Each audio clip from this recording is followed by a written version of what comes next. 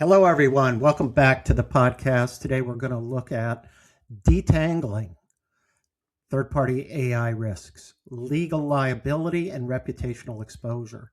And this is one of the most important and underappreciated compliance challenges of the AI area, and frankly, third-party AI risk, but third-party risk in general, because this follows a lot of other issues that we've sort of focused on third-party risk and understanding exactly what the legal limits and legal design or impact is on third-party risks. So most of the conversation about AI compliance focuses on what your company does with AI internally, what tools you deploy, what data you use, what decisions your AI systems are making. But there's an equally important question that is not getting enough attention. What happens when your third parties use AI? And the answers to that question depends on a legal distinction that compliance professionals already understand from FCPA enforcement. And it takes on new dimensions when we apply it to artificial intelligence. And that distinction is the agency principle. So let me explain it. Under the FCPA, the Foreign Corrupt Practices Act, a company faces liability, criminal liability, when a third party, an agent, a consultant, a distributor, pays bribes to government officials on the company's behalf. That's the key phrase. The third party's misconduct is attributed to the principal company because the third party was acting as its agent. The same logic applies to AI. When a third party acts on your behalf, performing functions you would otherwise perform, representing your interests, interacting with your customers in your name, that third party's use of AI becomes part of your risk profile. Think about what that means in practice.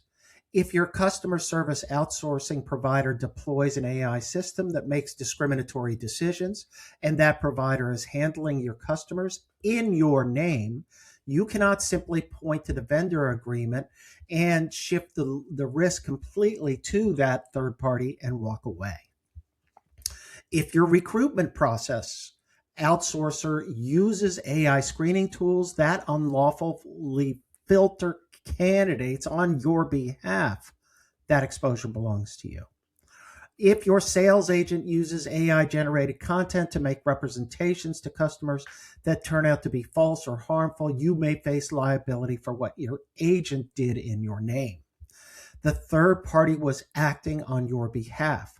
Their AI was operating in your name. The liability follows. Now, this is not a hypothetical compliance concern. Regulators in employment law, consumer protection, financial services, and privacy are all actively developing frameworks to address AI accountability. The EEOC has issued guidance on employer liability for AI-driven hiring decisions.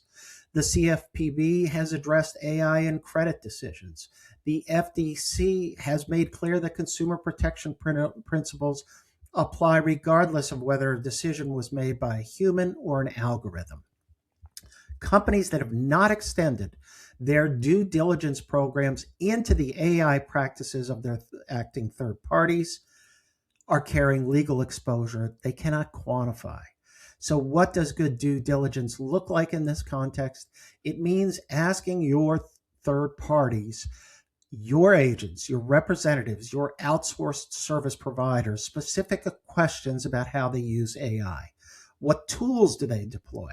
How are those tools trained and tested? What human oversight exists over AI-generated outputs? Does their AI use comply with applicable legal frameworks? And critically, what audit rights and contractual protections do you have if something goes wrong? These questions need to be built into your onboarding process, your periodic reassessment process, and your contract templates. Now let's turn to the other side of this framework, the incidental service provider. When a vendor provides goods or services that are incidental to your business, a facilities manager, a cloud infrastructure provider, an office supply company. That vendor is not acting on your behalf in any legally meaningful sense. They are selling you something. The agency relationship does not exist, and your direct legal exposure for their AI related misconduct is generally limited. But here's where I want to push back against a common compliance instinct. Reduced legal liability does not mean reduced risk. Reputational risk does not follow legal doctrine. It follows public perception. So consider the scenarios. Your office technology vendor is exposed for deploying AI tools that systematically discriminated in its own hiring. Your packaging supplier is caught using AI that violated workers' privacy. Your facilities management company's AI systems generate a major ethics controversy. Your company is not legally liable in those situations, but your name is now associated with a vendor embroiled in an AI scandal. Customers notice, employees notice, investors notice, regulators notice. So in today's environment, that kind of association carries real cost, even when the legal defense is sound. The practical answer is a tiered approach to third-party AI risk. For acting third parties, those who perform functions on your behalf, deeper, more structured AI due diligence is a legal and compliance necessity. For incidental service providers, those who simply supply goods or services to you, a lighter touch baseline assessment is appropriate. The key questions are, does this vendor interact with our employees, customers, or data? Would an AI ethics controversy involving this vendor generate media association with our brand? Does our ESG framework, if you have one, create any implicit accountability for this vendor's AI practices? The goal is proportionality, not paralysis.